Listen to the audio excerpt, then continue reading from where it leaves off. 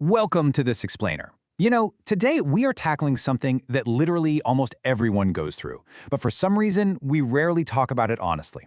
I'm talking about the absolute psychological roller coaster of learning a new language. Our insights today come from a brilliant piece called The Art of Mastering English Without Fear. And let me just set the stage right off the bat. We are not, I repeat, not going to be talking about grammar rules, verb conjugations, or syntax today. Nope. We are looking entirely at the mental game. The whole shebang of psychological hurdles that trip us up, the anxieties that totally silence us, and most importantly, how to actually overcome them so you can, enjoy the language you're trying so hard to learn. Let me ask you this. Have you ever felt like you're 20 seconds behind in a conversation? Honestly, just hearing that probably brings back a rush of pure anxiety for some of you. I know it does for me.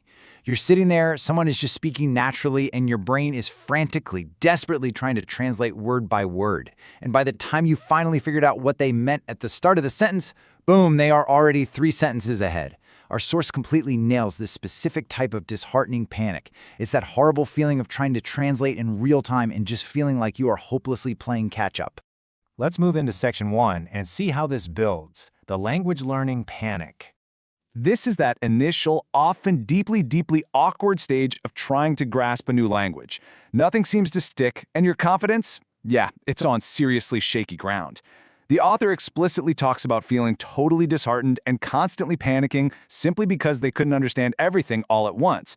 They highlight that incredibly real, intensely frustrating feeling of being stuck 20 seconds behind. And oh man, let's not forget the pure embarrassment that washes over you, especially, as the author playfully notes, when you find yourself having to speak with a Brit. Now, in a desperate attempt to fix this panic, what do we usually do? We start consuming a ton of content. We enroll in courses, hunt down materials abroad, watch videos, listen to audio, but as the source points out, the results are, well, they're wildly mixed. Some resources you find are highly entertaining and actually helpful, while others are just absolutely awful and completely disappointing. It creates this frustrating maze to navigate right when you're already feeling incredibly vulnerable. Section 2, the adult overthinking trap. But why do we feel so vulnerable in the first place? Kids definitely don't seem to have this problem. Well, it really comes down to 2 paths you can take on your language journey, and this brilliantly illustrates the difference. On one side, you have the overthinker. As adults, we are so incredibly prone to overthinking absolutely everything. We are terrified, literally terrified of sounding stupid. So what do? We just stay quiet. We completely paralyze ourselves just to protect our egos. But on the flip side, consider the active learner. This is exactly where you need to be. The active learner just jumps in and contributes to the conversation, even if their grammar is wildly imperfect. And why? Because as the source emphasizes so clearly, making mistakes is a proper, essential part of learning. It is an unavoidable mechanism for growth. You literally cannot skip the mistake-making phase, no matter how old you are or how smart you want to appear to others. Which brings us to this absolutely wonderful piece of British slang mentioned in the text. Rubbish. It means feeling completely inadequate or disappointed. I'm going to put my empathetic coach's hat on for a second here. Look, sometimes you are going to feel rubbish. You will feel deeply disappointed in your progress on any given Tuesday. And you know what? That is a completely normal part of the language learning journey. The goal isn't to somehow miraculously never feel rubbish. The goal is to acknowledge it, accept it, and bounce back. You got to bounce back from your mistakes rather than throwing your hands up in the air and quitting. Learning a language isn't something you master overnight. You just have to keep going. Moving on to Section 3, Strategies for Real-World English. So, how do we actually move past the panic, the overthinking, and those days where we just feel like rubbish? The source lays out this incredibly practical 3-step method that takes all that pressure right off your shoulders. Step 1, accept that sometimes you just won't understand a word, and allow yourself to sort of understand the overall meaning from the context. You do not need 100% comprehension to stay engaged in a conversation. Step 2, catch up with the missed vocabulary later. Seriously, don't stop the conversation dead in its tracks to go look up a word. Let it go in the moment and review it after the fact. And step 3, when you do stumble upon a useful expression, just pop it in your notes to review later. This specific method is just fantastic because it actively relieves that crushing pressure of perfection. It allows you to stay present in the moment, which, ironically, is exactly what ultimately boosts your confidence. Now here is a really surprising and fantastic tip from our source. Yes, true crime podcasts are valid study materials. No, really.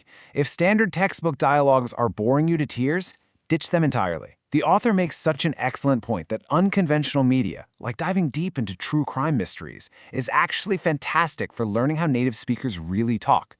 You learn the pacing, you pick up the slang, and you hear natural expressions in a highly engaging, high-stakes context that just makes you want to keep listening. And as you consume all this engaging material, eventually you get to do this, to flex. Now, the source is very careful to define this properly. We aren't talking about being arrogant or just showing off to your friends. Flexing here means being proudly aware of your own language progress. Because one day, you'll be listening to one of those true crime stories or chatting with a native speaker, and it will just happen. You will understand a difficult conversation organically without translating every single word in your head first. The author describes this exact moment as absolutely mind-blowing. And when you hit that milestone, you should absolutely flex that hard-earned progress. Be super proud of the work you've put in. Finally, Section 4, the bigger picture. Because mastering English without fear isn't just about ordering a coffee without sweating or passing some vocabulary quiz. As this wonderful quote from the text illustrates, learning a language is not only about grammar and vocabulary, it's about understanding people, culture, humor, and the way they think. So the crucial point is this: we need to fundamentally reframe what language actually is. It is not a strict, rigid set of academic rules designed to make you feel foolish. It's a bridge. It is a deep, profound connection to humanity.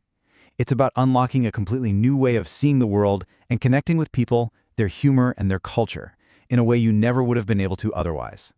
It is completely, absolutely worth the struggle. Which leads me to leave you with this final, provocative question. Are you ready to stop being perfect and start being outgoing? Because that is the real secret here. Do not let the fear of sounding stupid prevent you from practicing. Accept that it's a long process, accept that you can't master it overnight, and boldly step out there. Speak as much as possible.